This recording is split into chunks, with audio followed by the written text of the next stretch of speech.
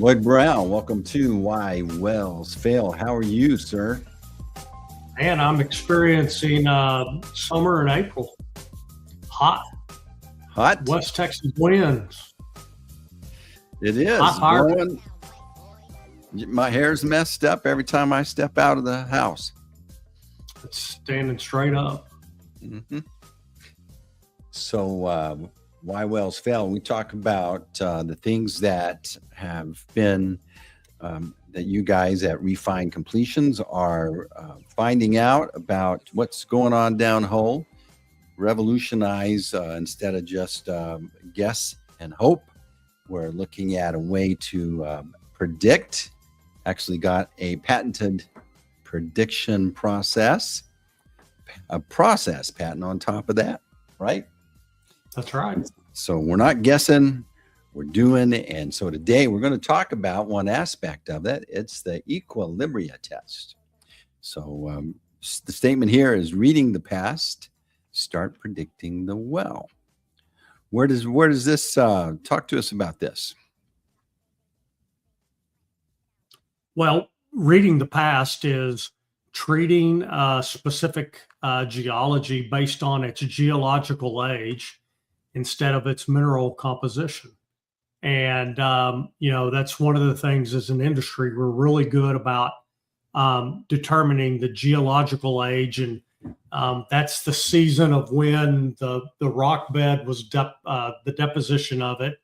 And it's going back in millions of years. But depending on what happened in that place of deposition, the minerals may be significantly different. A lot of the areas that we're now retrieving hydrocarbon from was an area that was a shallow ocean bed, and you can see in the geology where it transitioned as it got shallower or got deeper.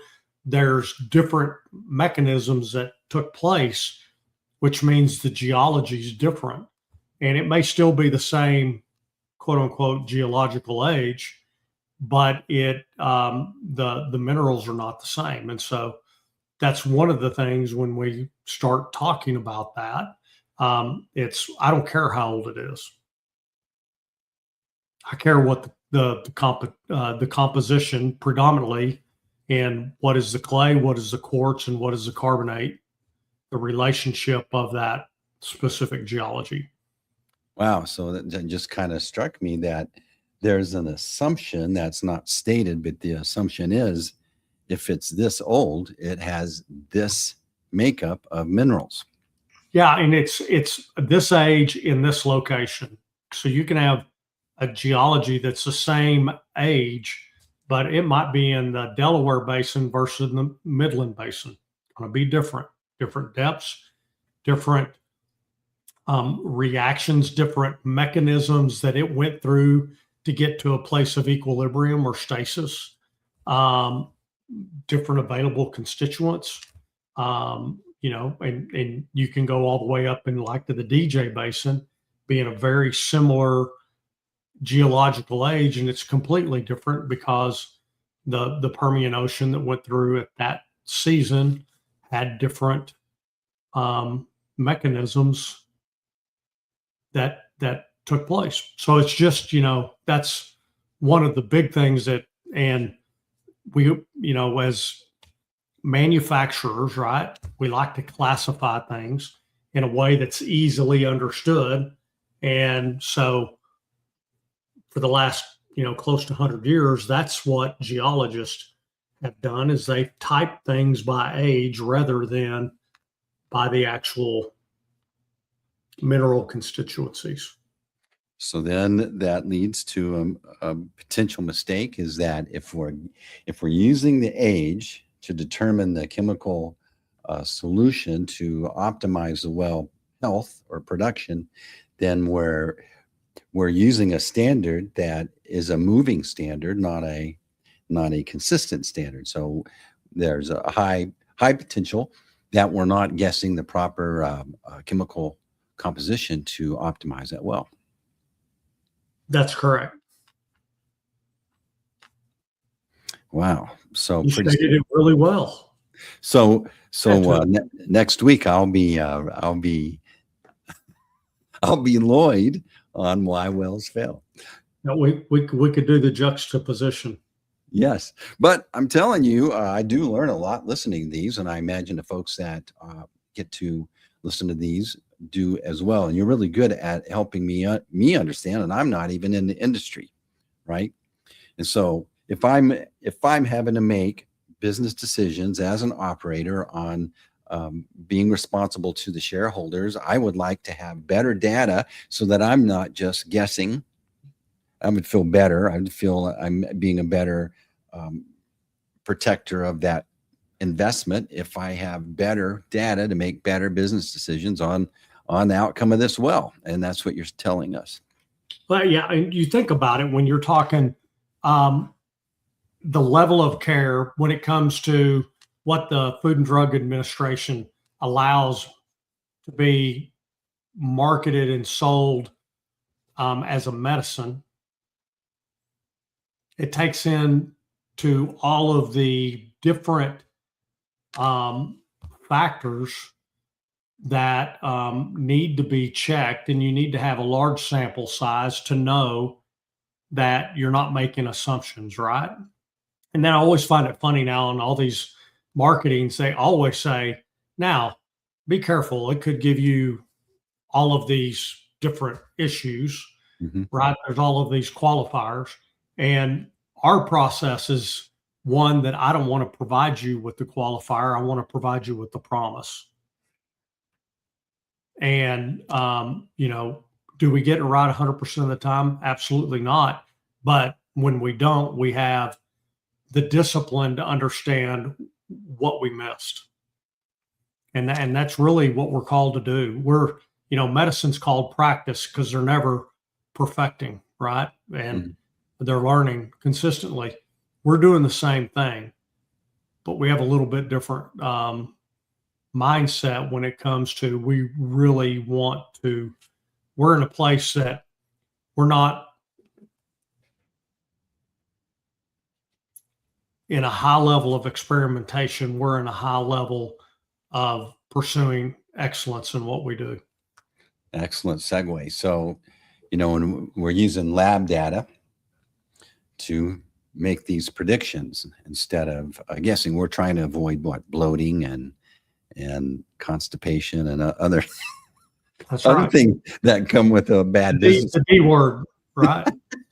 So where does good lab data usually fall short, Lloyd? Well, it's how it's applied.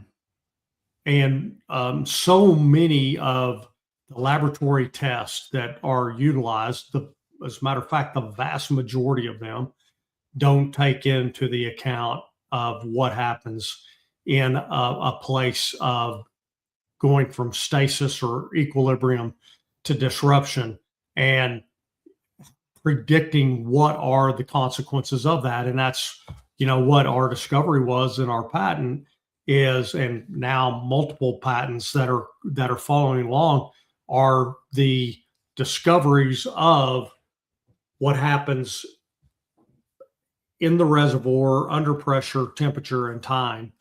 And most of the laboratory protocols today and the assumptions are based on what we know at the surface. And so you're missing so much. And, that's really been, we made a lot of assumptions all the way back in the late 90s and early 2000s when we started this fracking world using assumptions that are surface based, not at the depth of the well. So go deeper. What does it mean by surface based? I'm seeing above ground and below ground. You're talking most of the information that was informed on what they're going to do downhole was above ground observation. Yeah, it is what's happening, like the formation of scale at ambient temperature and pressure is a lot different than at reservoir temperature and pressure, for example. at atmosphere without the pressure, CO2, most of it evolves off and goes into the atmosphere. It doesn't stay. The ability for it to be held in solution is diminished. Think about a Coca-Cola. You have a can and it's under pressure. You try to squeeze that can, you can't squeeze that can when it's not been opened. But boy, you open it, you relieve, CO2 effervesces off. Now you can squeeze it, even though it's got liquid in it. It has the ability to release it. Same principle, but when you're applying it downhole, you don't have the pressure release in the same ways. You do have it that happens throughout the process, but you've got to understand where those mechanisms take place, and they're completely different than utilizing your assumptions at the surface. Does that make sense? Totally. So we're looking at a geology, we're measuring it based on time and location, but what we're missing is there's a mineral makeup, and then when we're putting these chemicals in, they're reacting in a particular way. Plus you have pressure, plus you have time, and then you heat as well, right? All right. And so it's hard to duplicate that in a lab in most cases. And so we're still just kind of learning by, well, that didn't work, let's try this next well. But that's like, what's the cost to get a well going, just on average? I'm curious what the investment of this guess. It's 10 to 13 million dollars. Most of the AFEs I've seen at this point, somewhere in that range in the Permian Basin. Yeah. And so what's the number? So yeah, I'm all right. Let's invest 10 to 13 and see if this works, right? Or this is what we get, and it's all we're going to get because it's what we've always done. And that's the definition of insanity, right? Mm-hmm. Doing what you've always done, expecting different results. It's one of the things that right now, surfactant is again the big buzzword. Everybody wants to run a surfactant test.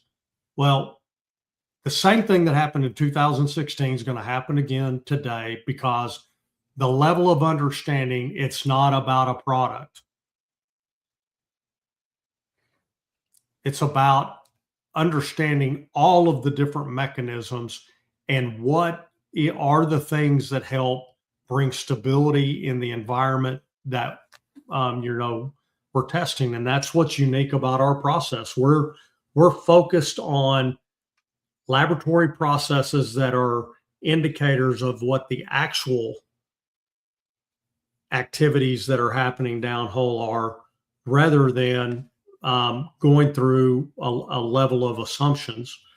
And the big news, McKinsey, which is one of the biggest oil and gas analysts, they're talking about, the biggest challenge in the U.S. is all of the really good type 1 rock has pretty much been depleted. And now everybody's going to type 2 secondary quality, it's the stepchild. And the step kid's never going to perform as well as the rock star, athlete. Well, our process helps that stepchild perform as good as what that athlete did in the past, because we're not encumbering that previous well that had all the potential, but because we didn't understand that the law of disruption and how it impacted that well to give up its resource, we now understand that. So we have the ability to help this type 2 geology perform like it's type 1. And that's exciting for us. The numbers don't lie. When you have well over 1,000 statistical data points, and really 5,000 to 6,000 statistical points to look at, and they're all giving you the same indicators, it means that you have something that you can believe. So you're pointing out, all right, so I want to go back to that surfactant, because back in the day, I had a little chemical that I sold.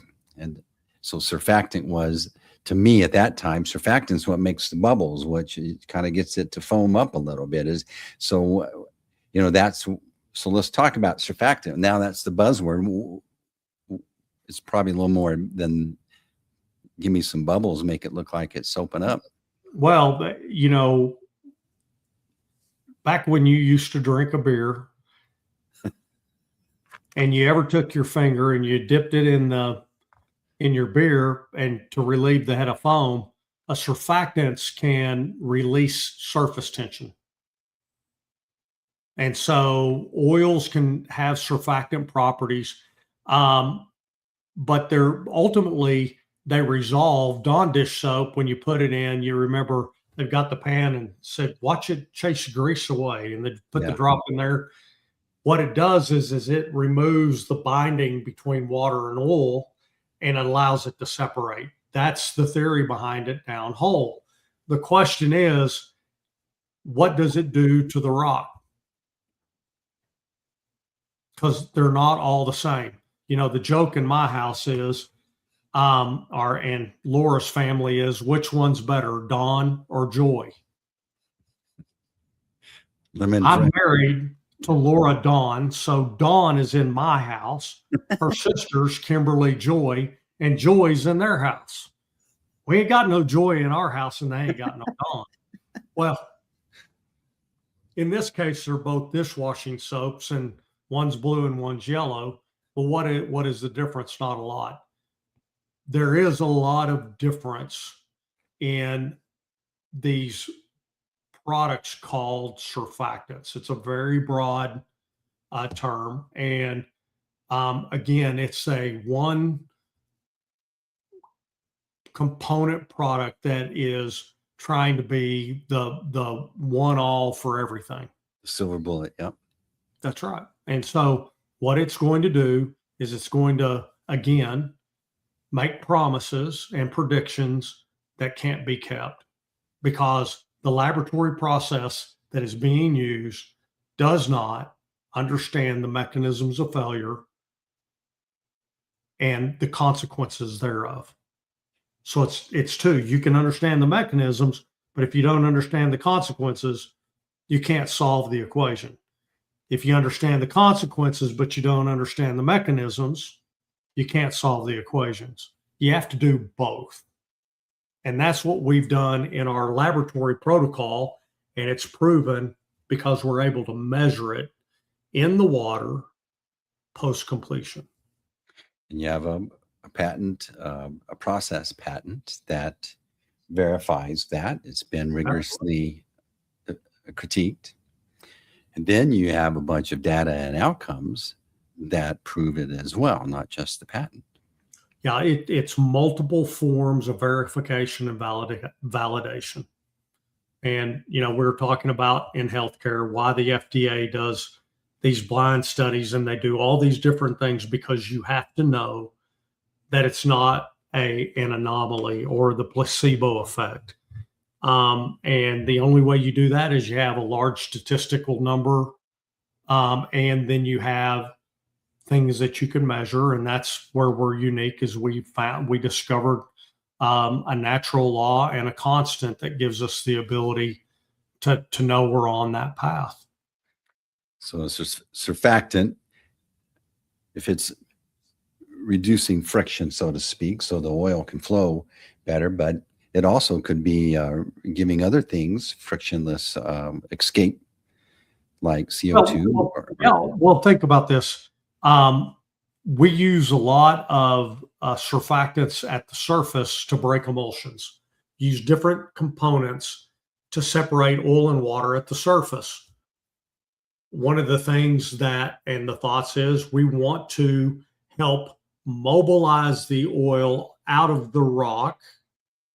And to do that, we need to reduce the interfacial tension between the oil and the water and the geology. In theory, sounds great. At the surface, it's understandable. But now you don't understand.